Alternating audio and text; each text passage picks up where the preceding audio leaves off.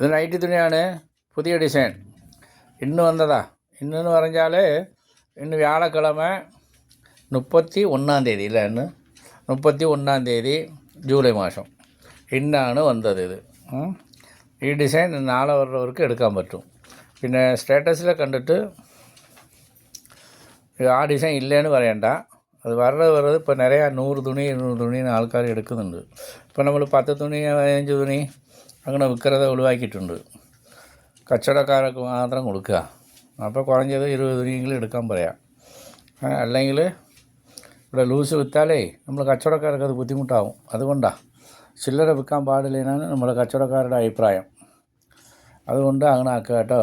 നിങ്ങളെല്ലാവരും കുറഞ്ഞത് 20 തുണിയെങ്കിലും എടുക്കുക. അപ്പോൾ കച്ചവടക്കാരാണ്, അവർക്ക് വിശ്വാസമാവും.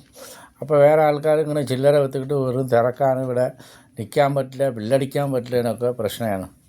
അപ്പോൾ അതുകൊണ്ട് കുറഞ്ഞത് 25 തുണിയെങ്കിലും എടുക്കണമെങ്കിൽ കണ്ടീഷനിൽ ആക്കിയിട്ടുണ്ട്. അതുകൊണ്ട് 5 പീസ് 10 പീസ് 15 പീസ് അങ്ങനെ ചില്ലറയ്ക്ക് എടുക്കുന്നത് നിർത്തണം, ഒഴിവാക്കണം. ഞങ്ങൾ നിർത്തിയിട്ടോ, ഒന്നും വിചാരിക്കണ്ട. നമ്മളെല്ലാവരും കച്ചവടക്കാരെ ഉണ്ടാക്കണം, കച്ചവടക്കാരാവണം. അത് വിട്ടിട്ട് ഇവിടെ വന്നിട്ട് ഇതൊക്കെ ഞാൻ കൊണ്ടുപോയതാണ്, എനിക്കൊരു 7 തുണി വേണം, അതുകൊണ്ടാണ് ഇത് പറ്റില്ല ഒക്കെ പറയണ്ട. നല്ല ഇഷ്ടപ്പെട്ട 25 തുണി എടുക്കുക. ഇല്ലെങ്കിൽ ഞാൻ പിന്നെ പറഞ്ഞിട്ട് പോവുക, ഒരു വിഷമമില്ല. പക്ഷേ ആൾക്കാരെ കുറേ കൂട്ടിയിട്ട് വരണ്ട കേട്ടോ കൂടെ.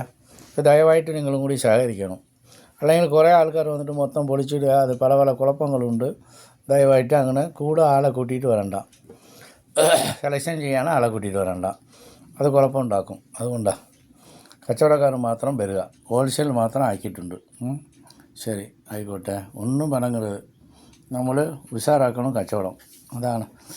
റീറ്റെയിൽ വിറ്റാൽ ശരിയാവില്ല. കൊറോണ സമയത്ത് നമ്മൾ ഏജൻറ്റ് കൊടുത്ത് പോയില്ലേ, കുളങ്ങളയ്ക്ക് പോയില്ലേ. അപ്പോൾ അതുകൊണ്ട് ഓൺലൈൻകാർ പിച്ചക്കപ്പായില്ലേ. ഇപ്പോൾ നമ്മൾ കുറച്ച് കണ്ടീഷനൊക്കെ കൊണ്ടുവന്നപ്പോൾ നമ്മളെ ആൾക്കാർ മര്യാദയ്ക്ക് കച്ചവടം ചെയ്യുന്നുണ്ട്.